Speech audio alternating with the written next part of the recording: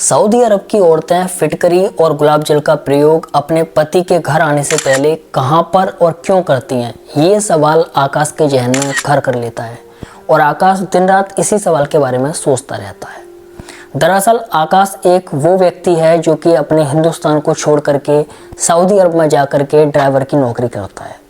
ये पूरी की पूरी कहानी आकाश के ऊपर ही बेस्ड है और आखिर क्यों सऊदी अरब की औरतें फिटकरी और गुलाब जल का प्रयोग अपने पति के घर आने से पहले करती हैं और कहाँ करती हैं, आज की इस वीडियो में हम ये जानेंगे। दरअसल आकाश एक ड्राइवर होता है जो कि हिंदुस्तान का नौजवान है और आकाश मध्य प्रदेश के एक छोटे से शहर में रह करके ड्राइवर का काम करके अपने माता पिता और बहन का पालन पोषण करता है। आकाश जितना कमाता है ड्राइवर की नौकरी से वो उसका पूरा का पूरा खर्चा उसके घर में ही हो जाता है।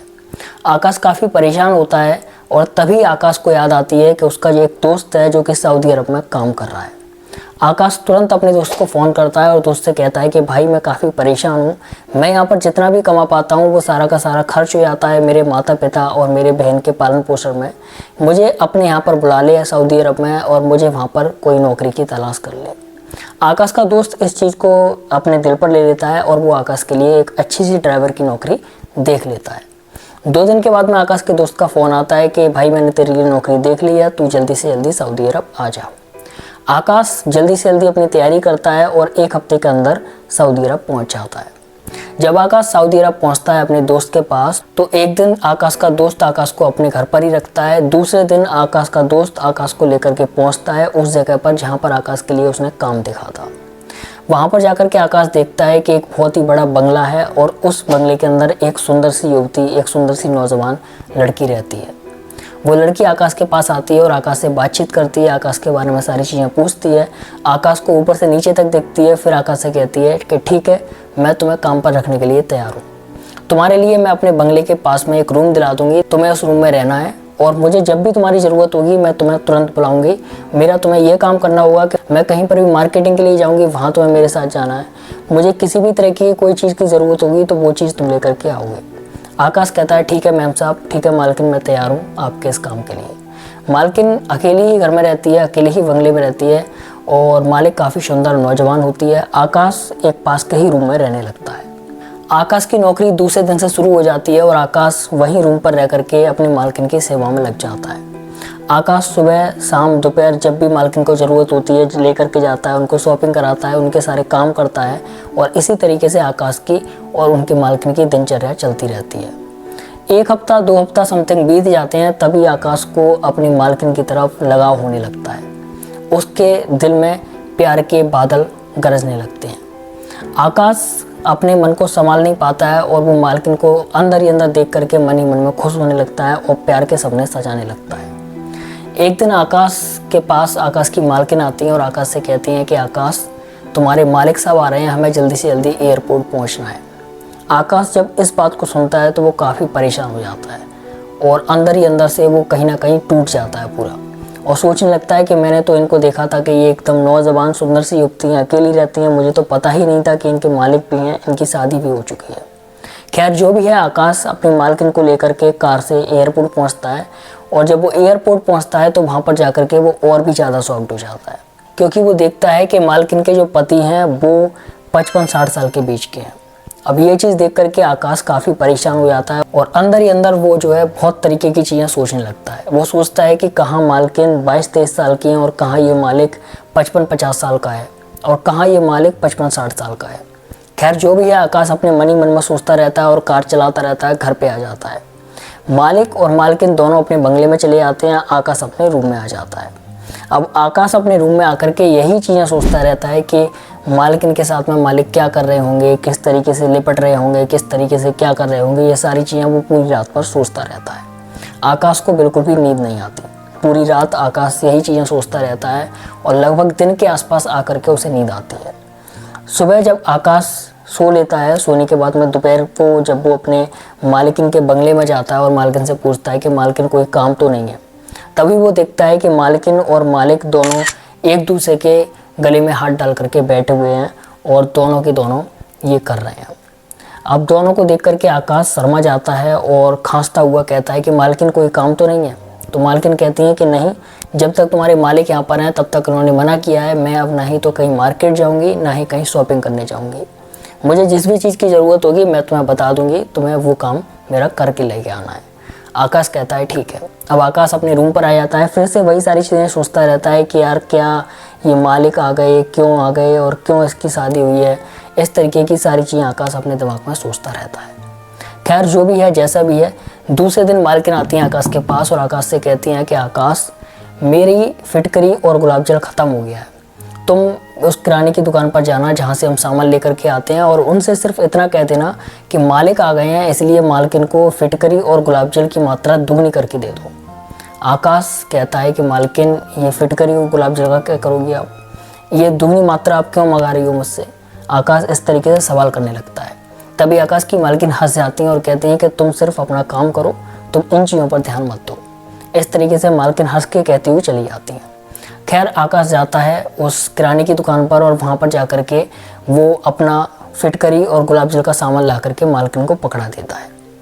अब 3 से 4 दिन बाद फिर मालकिन आती हैं आकाश के पास और आकाश से कहती हैं कि आकाश, वो जो तुम फिटकरी और गुलाब जल लेकर के आए थे वो ख़त्म हो गया है, अब तुम फिर से चले आओ उस किराने की दुकान पर और उनसे कहना है कि इस बार गुलाब जल और फिटकरी की जो मात्रा है वो 3 गुना कर दें, क्योंकि तुम्हारे जो मालिक हैं वो अभी रुके हुए हैं, अभी नहीं जा रहे।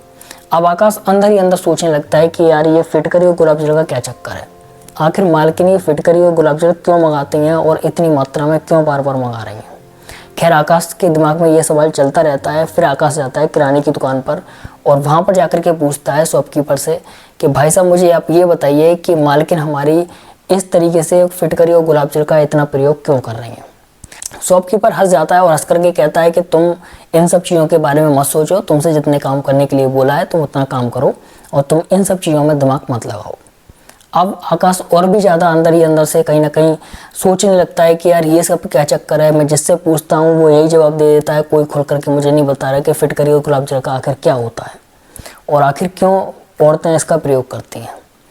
आकाश 2-3 दिन यही चीज़ें सोचते रहता है और फिर वो फाइनली सोचता है कि अब मैं मालकिन के जो नौकर लोग हैं उनसे बात करूँगा, जो लोग वहाँ पर काम करते हैं। अब आकाश चुपचाप से जाता है मालकिन के नौकर के पास और वहाँ पर जाकर के पूछता है कि मालकिन फिटकरी और गुलाब जल का क्या करती हैं। अब वो नौकर जो होते हैं वो भी हंस जाते हैं और हंस करके कहते हैं कि भैया तुम इन चीज़ों में क्यों ज़्यादा घुस रहे हो, तुम इन चीज़ों में मत घुसो, तुम्हारा काम है फिटकरी और गुलाब जल ला करके देने का, तुम अपना वही काम करते रहो। अब आकाश और भी ज़्यादा परेशान हो जाता है। खैर जो भी है, आकाश के दिमाग में यही चीज़ें चलती रहती हैं कि आखिर मालकिन फिटकरी और गुलाब जल का यूज कहाँ पर करती हैं और क्यों करती हैं इतना, खास करके उनके मालिक आ गए हैं तब से वो इतना प्रयोग क्यों करने लगी हैं। आकाश के दिमाग में यही सब चीज़ें चलने लगती हैं। कुछ दिनों बाद आकाश की मालकिन आती हैं आकाश के पास और आकाश से कहती हैं कि आकाश, तुम्हारे मालिक आज जाने वाले हैं, आज हम उनको एयरपोर्ट पर छोड़ करके आएंगे। अब आकाश अंदर ही अंदर बहुत खुश होने लगता है, अंदर ही अंदर से नाचने लगता है और मन ही मन में कहता है कि चलो मालिक जा रहे हैं, अब कम से कम कील कटी, अब मालकिन फिर से अकेली रहेंगी और मेरे साथ घुमा फिरा करेंगी। आकाश इस तरीके से चीज़ों को सोचने लगता है। अब खैर जो भी है, जो भी चलता रहता है उसके बीच में, उसके दिमाग में वो सब चलता ही रहेगा। आकाश अपने मालिक और मालकिन को एयरपोर्ट पर लेकर के जाता है। आकाश मालिक को एयरपोर्ट पर लेकर के जब जा रहा होता है तो वो देखता है कि मालिक और मालकिन दोनों एक दूसरे के गले में हाथ डाल करके पीछे बैठे हुए हैं।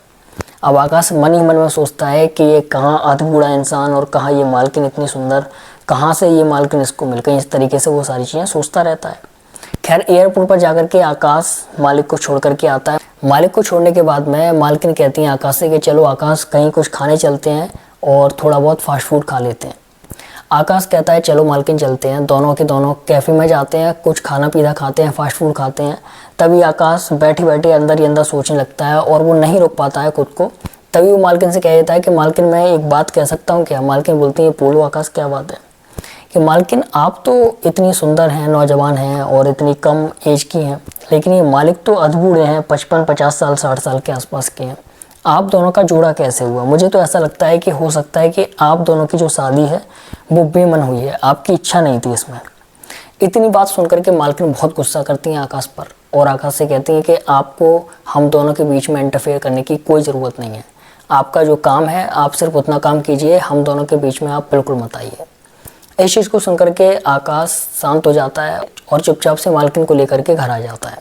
आकाश अपने रूम में चला जाता है और वो फिर से लेट करके यही चीज़ सोचने लगता है कि मालकिन ने आज मुझे क्यों डांटा, जबकि मालकिन मुझे इतना प्यार करती थी, मुझे अपने साथ हर जगह लेकर के आती थी, मुझसे सारी चीज़ें पूछती थी, और आज मैंने एक छोटी सी बात कह दी तो मालकिन ने मुझे इतना क्यों डांटा। खैर जो भी है, आकाश के दिमाग में ये सारी चीज़ें चलती रहती हैं। दूसरे दिन मालकिन आती हैं आकाश के पास और आकाश से कहती हैं कि आकाश, मुझे शॉपिंग के लिए जाना है, चलिए मुझे शॉपिंग पर लेकर के चलिए। तभी वो दोनों लोग शॉपिंग पर जाते हैं और मालकिन एक मॉल में जाती हैं। उस मॉल में जाकर के मालकिन कुछ कपड़ा खरीद रही होती हैं, एक ड्रेस होती है उसको खरीद रही होती हैं। तो मालकिन पूछती हैं आकाश से कि आकाश, ये ड्रेस मेरे ऊपर कैसी लगेगी।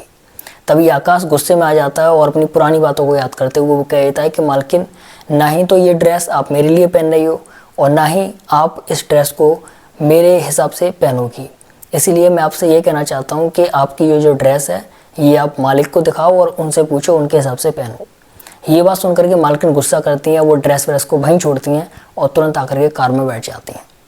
दोनों लोग चलने लगते हैं। आकाश समझ जाता है कि मालकिन आज गुस्सा हो गई है। दोनों लोग चलने लगते हैं, शांत रहते हैं, माहौल शांत रहता है। थोड़ी देर के बाद में मालकिन बोलना शुरू करती हैं। मालकिन कहती हैं कि आकाश, मैं जानती हूँ तुम मेरे ऊपर गंदी नज़र रखते हो, तुम मुझे प्यार की नज़र से देखती हो, मैं जानती हूँ और मैं इस चीज़ को बहुत पहले से ही समझ चुकी थी कि तुम मुझे प्यार की नज़र से देखती हो। और तुमने जो बात मुझसे बोली थी कि मेरी शादी मालिक के साथ में जो हुई है वो मेरी इच्छा से नहीं हुई है, ये बात भी बिल्कुल सच है। लेकिन इसके पीछे की एक कहानी है, वो मैं कहानी तुम्हें बताती हूँ। कहानी ये है कि जब मैं बहुत छोटी थी तब मेरी माँ और मेरे पापा ख़त्म हो गए थे। जब मेरे माँ और पापा ख़त्म हो गए तो मेरी एक पड़ोस की आंटी ने मुझे ले लिया था और वो मुझे अपने पास रखती थी, मेरा पालन पोषण करती थी। वो कोशिश करती थी कि मैं जल्दी से जल्दी बड़ी हो जाऊँ ताकि उनके लिए देह व्यापार कर सकूँ। और उन्होंने एक दिन मेरे बड़े होने के बाद में मुझे देह व्यापार में लगा दिया। जब उन्होंने मुझे देह व्यापार में लगाया, मेरा पहला दिन था और उसी पहले दिन तुम्हारे ये मालिक मेरे पास मुझको इस्तेमाल करने के लिए आए थे। जब ये मालिक मेरे पास आई तो मैं काफ़ी इनके सामने रोई, हाथ गिड़गड़ाई, पैर गिड़गड़ाई मैंने इनके सामने, और मैंने इनसे कहा कि तुम मुझे कैसे भी करके इस औरत से ख़रीद लो। अगर तुम मुझे इस औरत से ख़रीद लोगे तो मैं जीवन भर तुम्हारी गुलाम रहूँगी। मैं 4 जगह 4 लोगों से इस्तेमाल हूँ, इससे अच्छा है कि मैं तुम्हारी ही गुलाम बन करके तुमसे ही इस्तेमाल होती रहूँ ज़िंदगी भर, मुझे ये चीज़ मंजूर है। मालिक मान जाते हैं और काफ़ी उनसे वादे लेते हैं कि तुम मेरे अलावा किसी और मर्द को नहीं देखोगी, मेरे अलावा तुम किसी और से प्यार नहीं करोगी और बाद में मुझे धोखा नहीं दोगी। मालकिन ये सारे वादे करती हैं मालिक से और वो तैयार हो जाता है। मालिक उस औरत को जाकर के पैसा देता है जितना भी उसको चाहिए होता है और मालिक उस मालकिन को घर पे लेकर के आ जाता है। जब मालकिन को घर पे लेकर के आता है तो पता चलता है कि मालिक की पहले से एक बीवी होती है।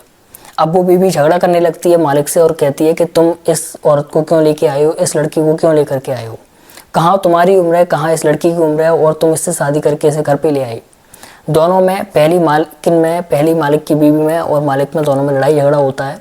तभी मालिक कहते हैं कि ठीक है, मैं अपनी इस दूसरी बीवी को यानी कि आकाश की मालकिन को मैं सऊदी अरब में भेज देता हूँ और तुम हमारे इसी मुल्क में रहो। तभी मालकिन कहती है कि ठीक है, पहली मालकिन कहती है कि ठीक है, मेरे पास तुम 22 दिन रहोगे और ये जो नई लड़की आई है इसके पास यानी कि आकाश की मालकिन के पास तुम सिर्फ 8 दिन के लिए सऊदी अरब जाया करोगे। इस तरीके से मालिक में और मालकिन की पहली बीवी में समझौता होता है। आकाश की मालकिन आकाश को यही सब बताते हुए कहती है कि इसीलिए मेरे पति यानी कि तुम्हारे मालिक 8 दिन के लिए मेरे पास आते हैं और 22 दिन अपनी पहली बीवी के पास रहते हैं और मैंने उनको वादा किया हुआ है कि मैं किसी को भी नहीं देखूंगी तुम्हारे अलावा, इसीलिए मैं तुम्हारी तरफ गलत नज़र नहीं रख सकती, क्योंकि जिस चीज़ से बचने के लिए मैंने उनसे शादी की थी मैं वही चीज़ तुम्हारे साथ करूं, मैं 4 जगह मुंह मारूं, मैं ऐसा नहीं कर सकती। मैंने उनको वादा किया है, अब चाहे वो बूढ़े हों या फिर सुंदर ना हों या फिर कैसे भी हों, जैसे भी हैं वो मेरे पति हैं, मैं उनके अलावा और किसी से भी किसी भी तरीके का संबंध नहीं रख सकती। इस चीज़ को सुनकर के आकाश बहुत ही ज़्यादा इज्जत से मालकिन को देखता है और कहता है कि मालकिन, आप जैसी औरत को देख करके मैं आज बहुत खुश हुआ हूँ। आज से आपकी इज्जत मेरे नज़र में और ज़्यादा बढ़ चुकी है और मैं आज के बाद आपको कभी भी गलत नज़र से नहीं देखूँगा। ये सारी चीज़ें सुनकर के मालकिन काफ़ी खुश होती हैं और आकाश भी अपने अंदर से गंदगी निकाल देता है। लेकिन एक बात आकाश के दिमाग में अब भी होती है कि आखिर मालकिन फिटकरी और गुलाब जल का प्रयोग इतना क्यों करती हैं। तभी आकाश की मालकिन आकाश को बताते हुए कहती हैं कि आकाश, तुम्हारे दिमाग में एक चीज़ अभी और रह गई होगी। आकाश बोलता है, हाँ मालकिन, मेरे दिमाग में अभी वही चीज़ चल रही है जो आप सोच रही हो, जो आप मुझसे कहना चाहती हो। तभी आकाश की मालकिन आकाश से कहती है कि देखिए, मैं जो फिटकरी और गुलाब जल मंगाती हूँ तुमसे, ये मैं अपने त्वचा पर लगाने के लिए, अपने चेहरे पर लगाने के लिए, अपने हाथ पैरों पर लगाने के लिए मंगाती हूँ। मैं फिटकरी को पीस करके गुलाब जल में मिला करके उसको अपने चेहरे पर, अपनी त्वचा पर लगाती हूँ, और इसको लगाने से त्वचा के सभी दाग धब्बे साफ होते हैं, और जो नए दाग धब्बे होते हैं वो भी धीरे धीरे करके ख़त्म हो जाते हैं। इसीलिए हम सभी औरतें जितनी भी सऊदी अरब में रहती हैं, हम सभी इसीलिए सुंदर होती हैं क्योंकि हमारा सभी का ये नियम है कि हम फिटकरी और गुलाब जल का प्रयोग रोज़ करते हैं। तभी आकाश कहता है कि मालकिन, मालिक के आने के बाद में आप इतना ज़्यादा प्रयोग क्यों करती हो? तो फिर मालकिन कहती है कि मालिक जब आ जाते हैं तो मैं पूरे दिन घर पर रहती हूँ, और जब मैं पूरे दिन घर पर रहती हूँ तो जिस चीज़ को मैं एक बार लगाया करती थी, उसी चीज़ को अब मैं 2 से 3-4 बार लगाती हूँ, ताकि मेरी त्वचा ज़्यादा सुंदर दिखे। और मैं ज़्यादा से ज़्यादा फिटकरी और गुलाब जल का इस्तेमाल करती हूँ, ज़्यादा से ज़्यादा अपनी त्वचा पर लगाती हूँ, ताकि मेरी त्वचा ज़्यादा अच्छी रहे और ज़्यादा मुलायम रहे। आकाश कहता है, अच्छा मालकिन, अगर ऐसा है तो फिर आपने हमें पहले क्यों नहीं बताया? तभी आकाश की मालकिन कहती हैं कि देखो, औरतें कभी भी अपनी त्वचा का राज, अपनी सुंदरता का राज नहीं बताती, इसीलिए मैंने तुम्हें कभी ये चीज़ नहीं बताई, और मैं इस चीज़ को सुनकर के तुम्हारी हंस जाया करती थी। खैर, जो भी होता है, दोनों के बीच में सारी चीज़ें सॉल्व हो जाती हैं, आकाश के दिमाग से गंदगी निकल जाती है, और फिटकरी और गुलाब जल का राज भी जो होता है वो खुल जाता है। सारी चीज़ें होने के बाद में आकाश फिर से अपने काम में लग जाता है, और अब वो अपने दिमाग से अपनी मालकिन के प्रति गंदगी निकाल देता है। यही कहानी थी आकाश की और आकाश की मालकिन की। मिलते हैं अगली वीडियो में, तब तक के लिए bye bye, thank you so much.